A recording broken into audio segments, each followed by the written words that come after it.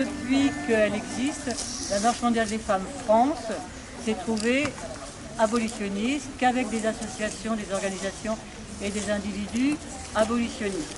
C'est la raison pour laquelle aujourd'hui on est avec la Marche mondiale des femmes et le mouvement d'Uni. Notre lutte, c'est un peu c'est avec les personnes prostituées contre le système prostitueur. Donc on fait aussi pas mal de sensibilisation et de prévention dans le milieu scolaire. Et pour ce qu'on fait avec les personnes prostituées, c'est en fait beaucoup d'accompagnement pour tout ce qui est en fait accès aux soins, à l'hébergement et puis aussi à la régularisation, parce que la majorité des personnes qu'on accompagne, c'est des personnes étrangères et en situation irrégulière.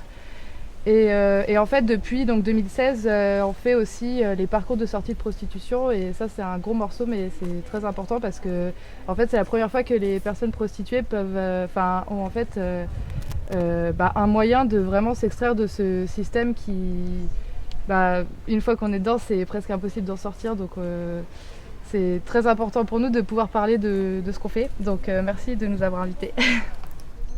Alors moi je vais enchaîner sur une définition de la prostitution qui est inspirée à la fois de la loi française et de paroles de survivantes de la prostitution et en particulier de Rachel Moran, une survivante irlandaise.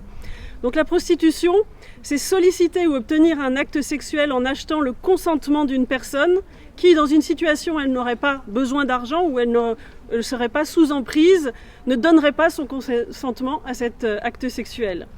Mais c'est aussi un marché mondial d'exploitation de l'accès tarifé au corps des femmes pour le profit d'hommes et de grandes sociétés. Et enfin, c'est un système avec des bénéficiaires, on y reviendra, et des victimes. En effet, l'immense majorité des personnes prostituées à travers le monde sont issues des groupes les plus opprimés et font partie des groupes les plus vulnérables.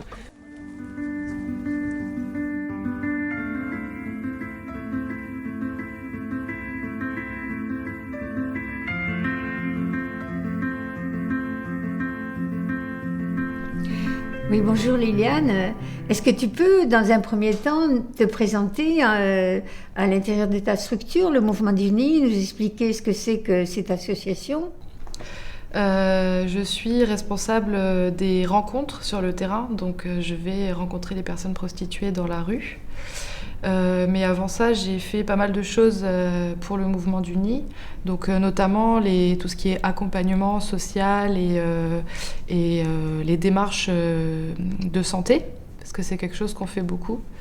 Ensuite, j'ai aussi fait de la prévention, parce qu'on fait de la prévention en milieu scolaire auprès des jeunes pour les sensibiliser en fait aux questions de prostitution, d'égalité femmes-hommes, et puis à la culture du viol et à l'égalité, etc. Quelles sont les raisons qui amènent les femmes à rentrer dans ce système prostitutionnel ? On ne peut pas généraliser en fait, c'est que des cas particuliers. Même si évidemment il y a quand même des différences à l'intérieur de la prostitution, parce que par exemple il y a tout ce qui est traite des femmes, donc le proxénétisme. Donc ça, effectivement, on peut faire des groupes. Il y a les personnes qui se disent à leur compte, mais en fait, au final, dans ce que moi j'ai entendu en 4 ans,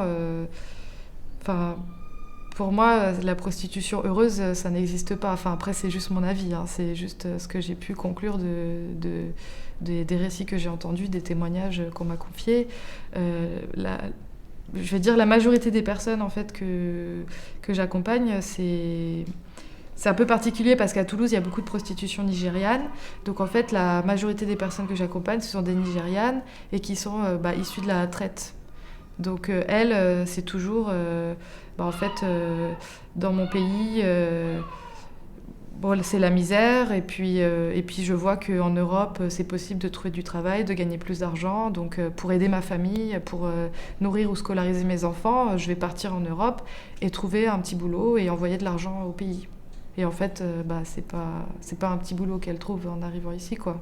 Après, on a quand même eu quelques personnes rencontrées, que j'ai pu côtoyer, qui étaient plus dans... Par contre, c'était des jeunes femmes françaises, cette fois, qui en fait elles sont on va dire, tombées dans la prostitution, ou presque tombées dans la prostitution, parce qu'en fait, elles étaient dans un environnement familial délétère, quoi. Donc, des jeunes femmes ou des jeunes filles qui étaient placées à l'enfance parce que violence familiale, abus sexuels dans la toute jeune enfance, et en fait, qui vont aller vers des comportements autodestructeurs. Et la prévention chez les enfants, c'est très important, parce que, en fait, si personne ne leur explique que leur corps, que leur personne a une valeur, en fait, avec tout ce qu'on entend dans les médias, tout ce qu'on voit dans la pornographie, etc., ils peuvent pas savoir qu'ils doivent se respecter, que la sexualité, c'est quelque chose, ça doit être quelque chose de partagé, ça doit être un désir mutuel, il doit y avoir du plaisir des deux côtés. C'est pas juste tu peux prendre mon corps, faire ce que tu veux, et puis après tu me donnes quelque chose en échange. On peut pas avoir une sexualité épanouie si on fait ça, quoi. Mais bon. Avec la loi à laquelle nous avons participé pour qu'elle soit votée, est-ce que ça a changé quelque chose, cette loi ? Souvent, on remet en question la loi, soi-disant, elle n'a rien changé, ou alors elle a empiré les choses. Alors moi, je ne suis pas au courant de tout ce qui se passe en France, mais je peux parler en tout cas au niveau local. Pour moi, ça a beaucoup changé les choses. Déjà, la première chose, c'est que c'est la première fois qu'on a une loi abolitionniste, du coup, qui est du côté des personnes prostituées, parce que faut quand même rappeler qu'avant la loi, les personnes prostituées étaient verbalisées, en fait. Pour racolage. Pour racolage, ouais. Donc, si ça, c'est pas un changement, je sais pas ce qu'il faut faire, quoi. Et c'est drôle parce que, du coup, on parle toujours de la pénalisation des clients, etc., mais on parle jamais du fait que les personnes prostituées, maintenant, elles sont reconnues comme les victimes. C'est quand même énorme, quoi. Moi, je suis abasourdie à chaque fois que les gens oublient de ce détail. Avant, quand les personnes n'étaient pas reconnues comme victimes, on pouvait rien faire, on avait un peu les mains liées. Parce que c'était très difficile, en fait, de faire des enquêtes pour proxénétisme, parce que, en fait, ils pouvaient toujours dire « Ah ben non, elle est là, elle est consentante, non, on l'a jamais forcée, on pouvait rien faire. » Alors que maintenant que les personnes prostituées sont d'office, d'entrée reconnues comme des victimes, c'est beaucoup plus facile d'agir. Et une fois qu'elles sont dans le parcours de sortie, elles deviennent à nouveau actives, en fait, elles deviennent à nouveau actrices de leur vie. Et ça, c'est super important et je le constate vraiment.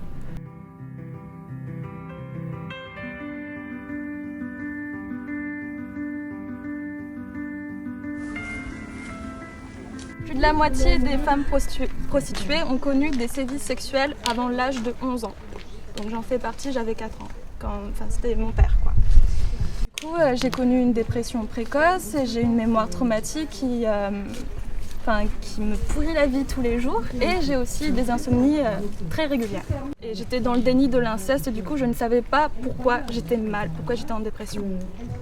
J'ai choisi un prénom pour être prostituée, c'était Elma, et j'avais besoin d'avoir un autre nom pour me créer un autre personnage, parce que pour être prostituée, il faut rentrer dans un rôle, en fait, et ce rôle c'est un rôle que je connais pas, en fait, parce que j'ai aucunement envie de coucher avec ces mecs, et du coup il faut que je me mette en scène, en fait. Et j'ai pris un prénom parce que je voulais garder l'anonymat aussi, parce que la violence vis-à-vis des clients est très réelle, et je voulais garder l'anonymat pour pas être poursuivie. On connaît les clients, ils essayent de vous garder dans la prostitution même si tu veux partir, et c'est ce qui m'est arrivé.